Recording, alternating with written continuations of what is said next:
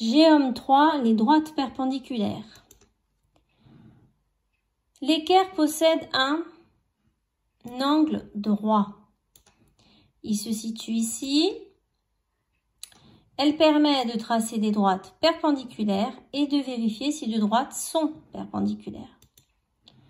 Quand deux droites forment un angle droit, on dit qu'elles sont perpendiculaires. Donc là, entre D1 et D2, donc déjà elles se croisent.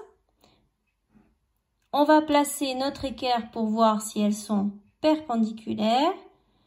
Donc si je place mon équerre, je vois bien que D1 passe sur un côté de l'angle droit et D2 passe sur l'autre côté de l'angle droit.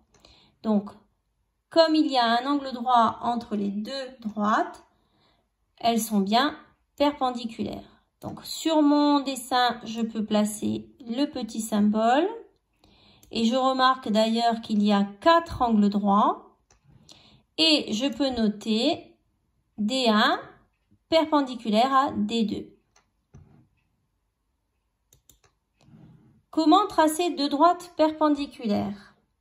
Alors, pour tracer deux droites perpendiculaires, d'abord, on a besoin d'une règle. Pour pouvoir tracer la première droite, donc on trace le long de la règle. Ensuite, on va placer un point O sur notre droite. Cette droite va s'appeler D2. Et on va faire en sorte que la perpendiculaire à D2 passe par le point O. Donc, pour cela, j'ai besoin d'une équerre. Je place mon équerre contre ma règle. Et là, je fais glisser mon équerre jusqu'au point O.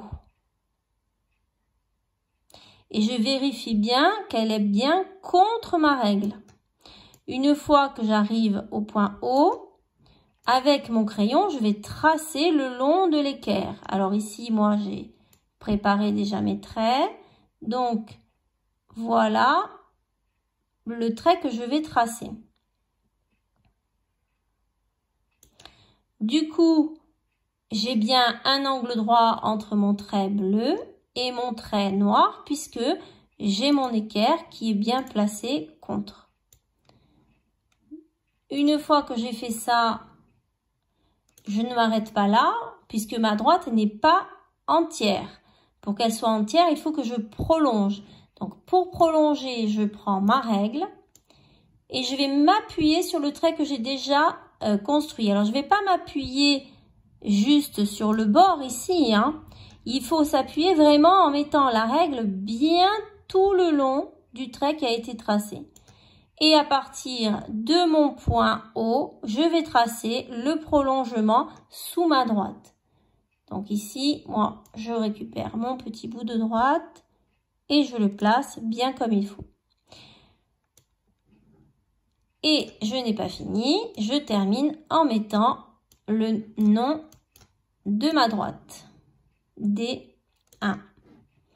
Alors attention, quand on fait des tracés de droites perpendiculaires, on ne fait pas des droites toutes petites. On essaye vraiment de faire des dessins assez grands.